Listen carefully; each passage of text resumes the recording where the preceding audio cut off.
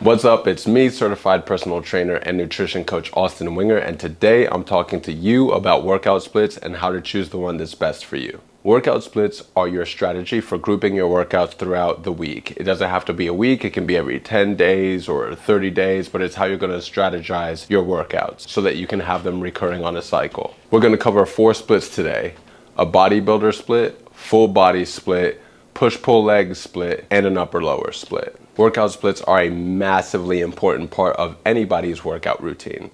They're so important that when I'm personally taking clients and I'm starting them afresh with a new program, the first thing I do is help decide what workout split is going to work best for them in the long term. All right, let's get started with split number 1, your bodybuilder split. A bodybuilder split, also referred to sometimes as a bro split, is where each day that you work out, typically 5 days a week, you're going to exercise just one muscle group. An example of a bodybuilder split might be legs on Monday, chest on Tuesday, back on Wednesday, shoulders on Thursday, and arms on Friday. What are the advantages of a bodybuilder split? One is bodybuilder splits are great for muscle isolation. Let's say on your day when you're hitting shoulders, you'll be able to hit your front delt, middle delt, and rear delt and spend multiple sets doing that. An hour-long workout on that day can be really good for that muscle group. Another advantage of the bodybuilder split is they're just fun. I personally, for a long time, used to do a modified version of a bodybuilder split, which I'll tell you more about. But if you want to leave the gym feeling really accomplished with a really nice pump, then this might be a fun split for you. Some of the disadvantages of a bodybuilder split: during that hour-long workout, you might find that towards the end of the workout, you start to lose steam. So if you're spending your bodybuilder split doing 10 sets of chest exercises, it might be better for you to do 5 sets on one day and then 5 sets on the other, so that you can be fresh and get the most work out of those 5 sets separately.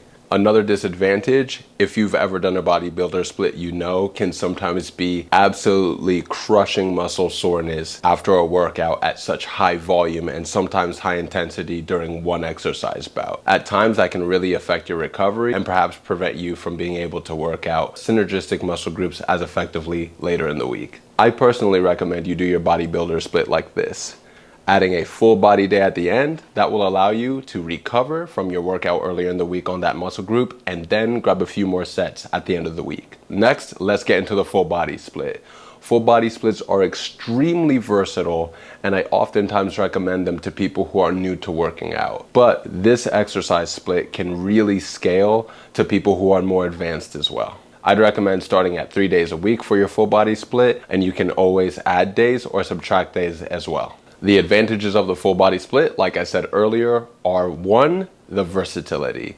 There are so many things that you can do, so many modes of exercise, so many different ways that you can order your workout when you're doing a full body split. Full body splits can be excellent for muscle recovery, especially if you're doing just 3 or 4 days, allowing plenty of time for you to regenerate those muscle fibers and get back to your workouts. Full body splits can be great for beginners as well because it'll allow you to avoid excessive muscle damage, learn compound lifts, and work on your motor memory as you go. Some of the disadvantages of full body splits: depending on how many sets and how many muscle groups you're committing to for your workout, they can sometimes stretch out a little bit longer than 45 minutes to an hour, considering you're trying to hit every muscle group that you can. Another slight disadvantage of full body splits that people may not consider: you will need to eat a lot. If you're going into the gym and you're working just biceps and triceps, you'll certainly have an appetite afterward. But if you're going into the gym and working every muscle that you can head to toe, you're going to need to eat a lot to refuel. Take this into consideration if you're working a full body split. Next, let's talk about the upper lower split.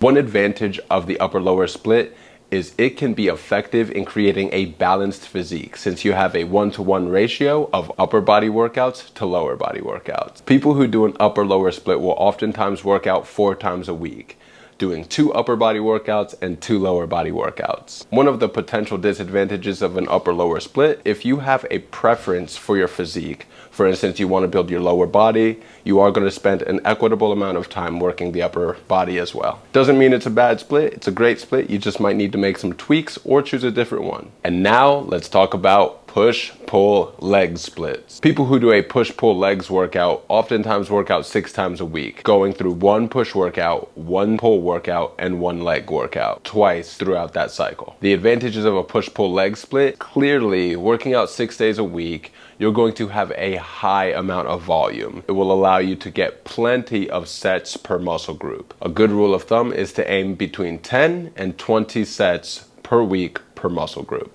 You're also going to work synergistic muscles together. That means when you're working chest press, you're going to also be working some shoulders and some triceps. And then if you're doing a triceps workout like dips, you're also going to be working your chest.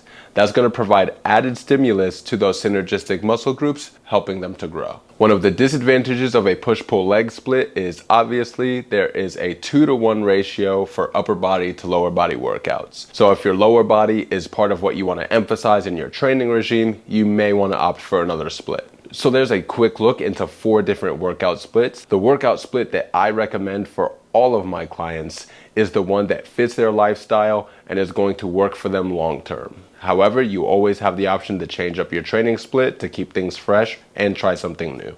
If you'd like a little bit more information about training splits, check out the Essential Split Training Guide. At the time of this video, it is still available free of cost for anybody who would want to download it.